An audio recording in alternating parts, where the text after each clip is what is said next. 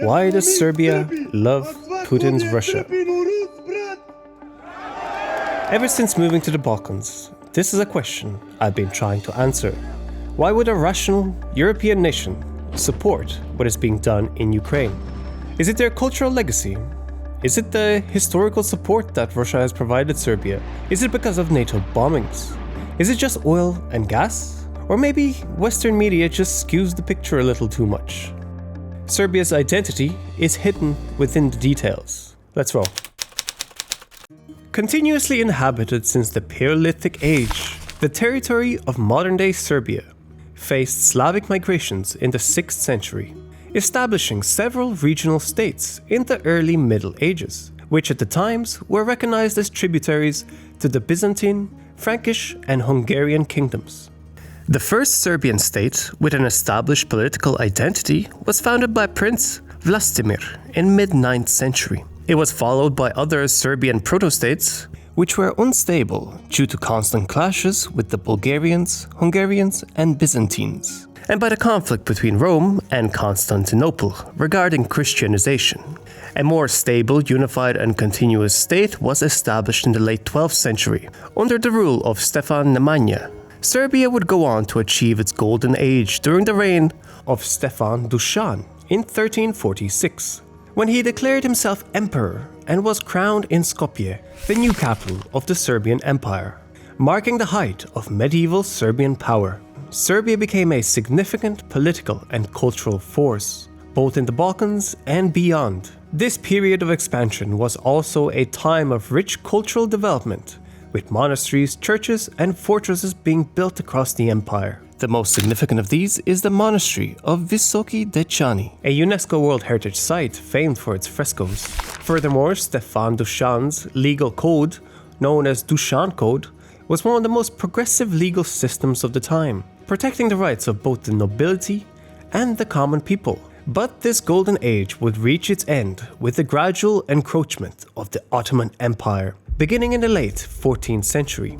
The Battle of Kosovo in 1389 is often considered one of the most pivotal moments in this period. This battle is often mistakenly considered the end of medieval Serbia, when it was really just the end of the Serbian Empire.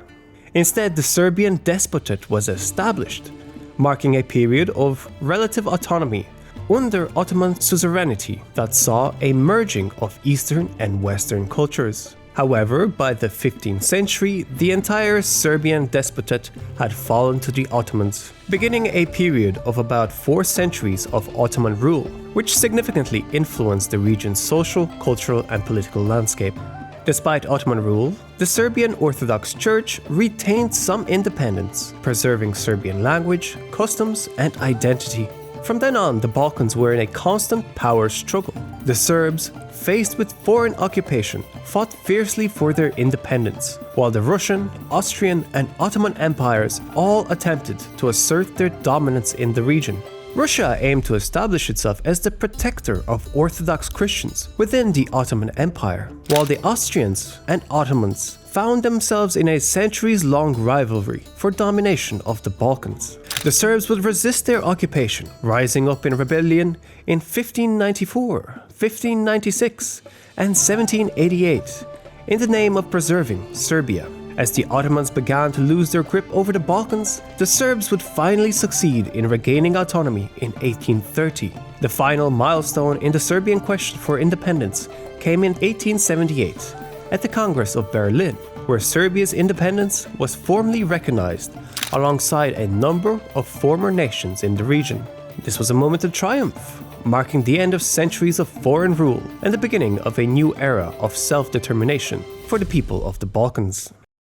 The assassination of Archduke Ferdinand, heir to the Austro-Hungarian throne by Serbian Gavrilo Princip, was a pivotal event in history, to say the least. Occurring on the 28th of June 1914 in Sarajevo, it was the spark that ignited the First World War. Princip's motivation was to end Austro-Hungarian rule in Bosnia and Herzegovina, and unite the South Slav territories. However, what Princip and his co-conspirators didn't foresee was the domino effect this would cause. Austria-Hungary, with Germany's backing, declared war on Serbia on July 28, 1914. This led to a chain of alliances coming into play, with Russia, France, and the United Kingdom entering the war against Germany and Austria-Hungary, and eventually pulling the entire continent and then the world into a brutal conflict. Serbia, despite being significantly outnumbered and under-equipped, managed to repel an Austro-Hungarian invasion in 1914. However, the tide turned in 1915, when Germany and Bulgaria joined Austria-Hungary in a renewed assault. The Serbian army was forced to retreat across Albania, a harrowing journey in which many soldiers died due to hunger, disease, and attacks by Albanian tribesmen. Occupation by the Central Powers was harsh. Economic infrastructure was destroyed, and the population was subjected to brutal reprisals for the resistance. The death toll was high, not only due to the fighting, but also from the outbreaks of typhus and Spanish flu, the latter of which claimed more lives than the war itself. The impact of World War I on Serbia was profound. Roughly half of Serbia's male population perished. Estimates of the total number of Serbian losses, including civilians and military personnel, range from 750,000 to 1.2 million. This means Serbia lost between 16 and 27% of its total population, one of the highest casualty rates amongst all the countries involved in the war. This had a severe effect on the country's demographic, economic, and social fabric, taking decades to recover. But the end of the war brought about significant changes, as it forced the formation of the Kingdom of Serbs. The idea was to unite the southern Slavs, who had been divided amongst several states, into one single entity. It was a grand vision, one that was later renamed as the Kingdom of Yugoslavia in 1929, under the reign of King Alexander I.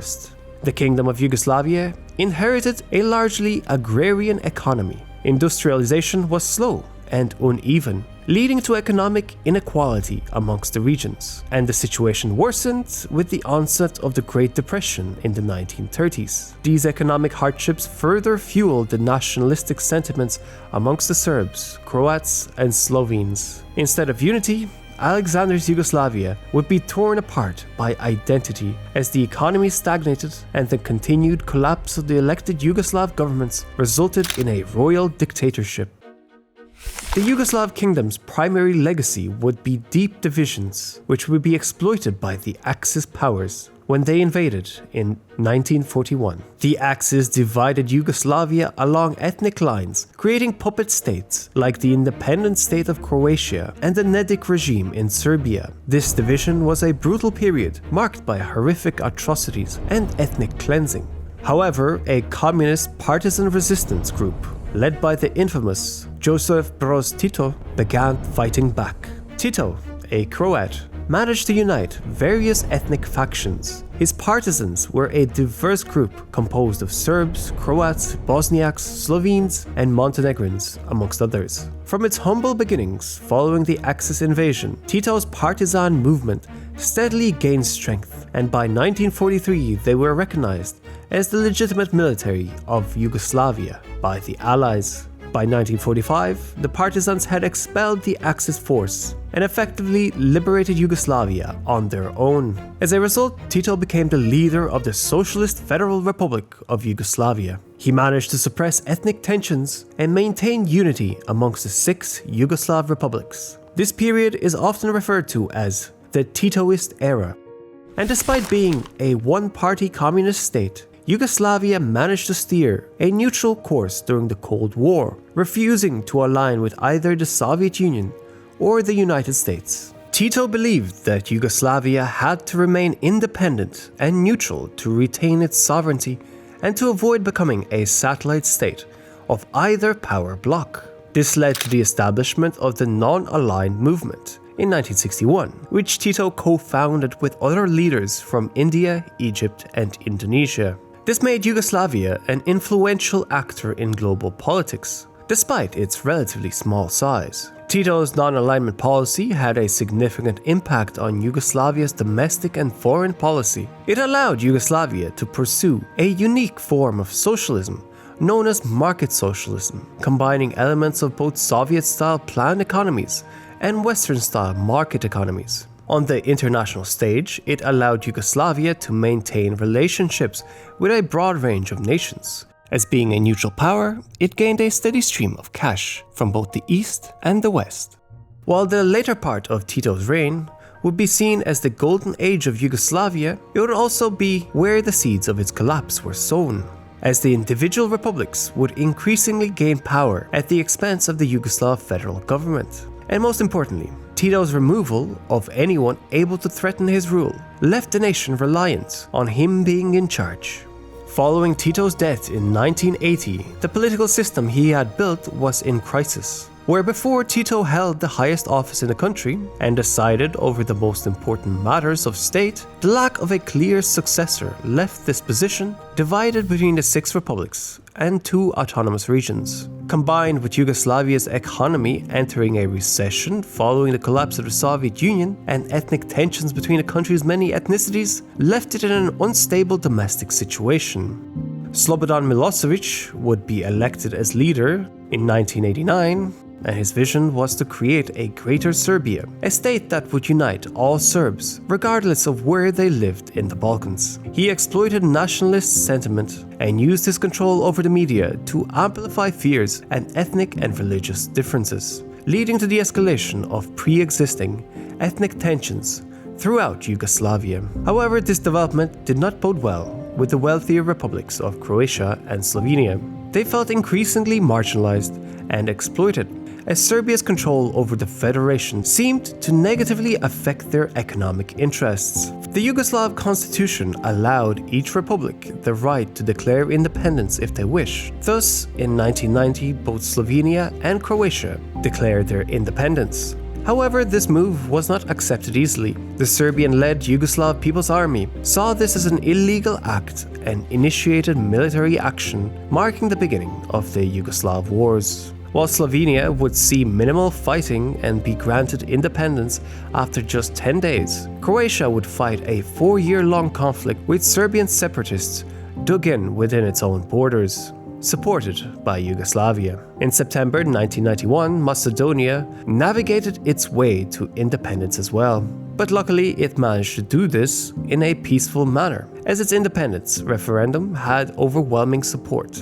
Bosnia and Herzegovina, a republic with a diverse ethnic mix, followed suit in February 1992 in a referendum that was largely boycotted by the Bosnian Serbs. As a response, the Bosnian Serbs, who felt marginalized, formed their own state within Bosnia, known as Republika Srpska. The declaration of Bosnian independence set the stage for the Bosnian War, which lasted from 1992 to 1995. Bosnian Muslims, Serbs, and Croats all fought against each other in a conflict that was so brutal, nothing like it had been witnessed in Europe since World War II. The United States intervened in 1995 with a NATO military intervention aimed at halting the genocide and economic sanctions against Serbia. The Dayton Agreement, signed in December 1995, effectively ended the conflict. However, this was not the end to the troubles, as Kosovo, attempting to gain its own independence, would lead to further chaos. Politically losing Kosovo is perceived as a national humiliation by many Serbians, as Kosovo is considered the historical and cultural heartland of Serbia, dating back to the medieval Serbian Empire.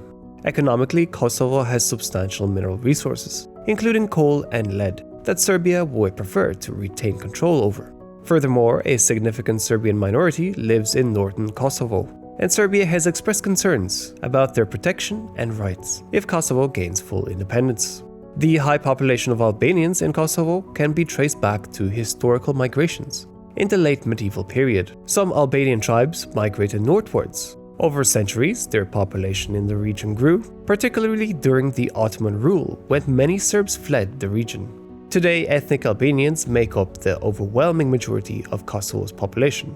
By the time of Tito's demise in 1980, Kosovo had risen in stature to a position almost on par with the other Yugoslav republics, the only major exception being that they did not possess the right to secede.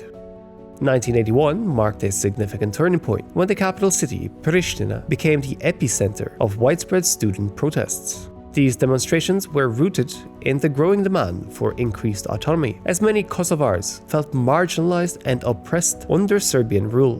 The tension heightened during the leadership of Slobodan Milosevic, who not only curtailed Kosovo's autonomy but also established a regime that many perceived as oppressive. Milosevic's reign was marked by a significant movement known as the Anti-Bureaucratic Revolution, which unfolded between 1988 and 1989. This revolution was essentially a coup that enabled Milosevic to manipulate the political dynamics within Yugoslavia and Kosovo. Through his expanding power and influence, Milosevic managed to force the Albanian government in Kosovo into resignation, effectively transforming Kosovo into a puppet state within Yugoslavia. This consolidation of power was further cemented when the 1990 Yugoslav constitution was enacted, which downgraded Kosovo's status from a constituent state to a territory. This drastic change in status was viewed as a significant setback by the Kosovars, who had been fighting for greater autonomy. It further exacerbated the feelings of marginalization and oppression amongst the ethnic Albanians, setting the stage for future conflicts and the eventual push for independence. In response to Milosevic's centralization, the Kosovo Liberation Army was formed. This was shortly after Kosovo declared independence on September 7, 1990. The tensions between the KLA and the Yugoslav army escalated, culminating in a full-blown war. As the conflict in Kosovo escalated, the international community became increasingly concerned. The memories of the Bosnian War were still fresh, and there were fears that the Kosovo conflict could spiral into a similar situation. These concerns, coupled with a failing ceasefire, led to the controversial NATO decision to bomb Serbia. The stage was set as NATO countries sought authorization from the UN Security Council for military action. Their efforts were, however, stonewalled by China and Russia, who hinted at their intention to veto any such move. Undeterred by the lack of UN approval, NATO launched a campaign on the basis of humanitarian intervention. Between March 24th and June 10th, 1999, NATO unleashed an aerial onslaught against Yugoslavia. The relentless bombing lasted for 78 days and only came to a halt following an agreement that signaled the withdrawal of Yugoslav armed forces from Kosovo and the ushering in of a UN peacekeeping mission. The aftermath of the brutal campaign was grim. It claimed the lives of approximately 1,000 members of the Yugoslav security forces and 500 civilians, leaving a trail of destruction, estimating a loss of about $29.6 billion. This figure encapsulates indirect economic damage, loss of human capital, and a decrease of GDP. Throughout the campaign, Russia emerged as a staunch critic of NATO's actions. Russia also played as a mediator, striking a delicate balance between NATO and supporting Yugoslav sovereignty. British Lieutenant General Mike Jackson noted that Russia's decision to back the West and persuade Milosevic to surrender was a critical turning point that significantly contributed to the end of the war. At the time, Russia was heavily reliant on Western economic aid, making it susceptible to NATO's pressure to withdraw support for Milosevic. The aftermath of the operation resulted in a significant dent in NATO's reputation. Once seen as a peacemaker, NATO was now perceived as a global policeman, a role that was met with widespread criticism and resistance. Following this, the Serbian economy was in shambles. Hyperinflation, unemployment, and corruption, not to mention the international sanctions, leading to the fall of Milosevic's regime in October 2000, which marked a turning point for Serbia. His departure paved the way for democratic reforms, normalization of relations with international community, and most importantly, it opened the door for Serbia's integration into the European Union. The first significant steps towards EU integration were taken with the signing of the Stabilization and Association Agreement in 2008, establishing a formal framework for cooperation and setting the stage for eventual EU membership. So far, the country had made significant strides in democratization and human rights protection, as evidenced by the relatively free and fair elections held after Milosevic left. Serbia also demonstrated a commitment to freedom of expression and assembly and took measures to protect minority rights. However, media independence has been a significant concern, as Serbia scores poorly on Reporters Without Borders Media Freedom Index. On November 30, 2009, Serbia received the visa-free travel regime to the EU, and it received EU candidate status in 2012. In 2014, the Serbian Progressive Party won the elections, and with them, Aleksandar Vučić assumed the position of Prime Minister. He embarked on a series of economic reforms aimed at stabilizing Serbia's economy, reducing public debt, and attracting foreign investment. He also initiated negotiations for Serbia's accession to the European Union, a move that marked a significant departure from his early nationalist ideology, having begun his early career in the Serbian Radical Party and by supporting the idea of Greater Serbia. Economically, his reforms have yielded some positive results, including a reduction in unemployment and public debt. His pro-EU stance has also brought Serbia closer to European integration. However, the perceived autocratic tendencies of his administration have raised concerns regarding the state of democracy in Serbia. Critics argue that his rule has led to increased media censorship, curtailed civil liberties, and undermined the functioning of democratic institutions. But overall, ever since Milosevic left, Serbia has been on an upwards trajectory. Until Ukraine.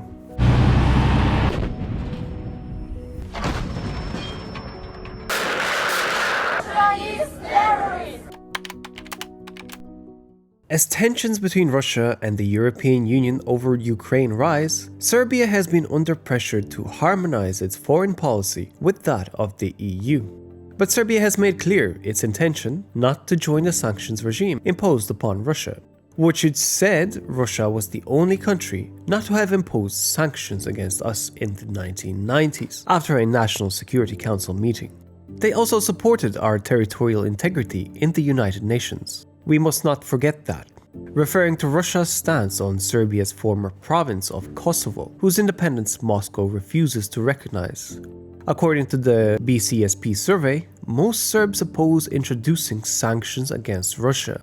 Amongst them, 44% said they were against sanctions because Serbia experienced them in the 1990s. 24% because they consider Russia to be Serbia's greatest friend, and 12% because of Serbia's interests in Kosovo. Another recent study found that the ongoing Russia-Ukraine conflict has done little to dampen the pro-Russian sentiment amongst the Serbian population, with approximately 63% of the respondents blaming the West for the eruption of the war. This perception of Russia as a selfless ally has led to a staggering 45% of Serbs believing that Russia will be the dominant power of the 21st century, far surpassing the figures for China and the United States.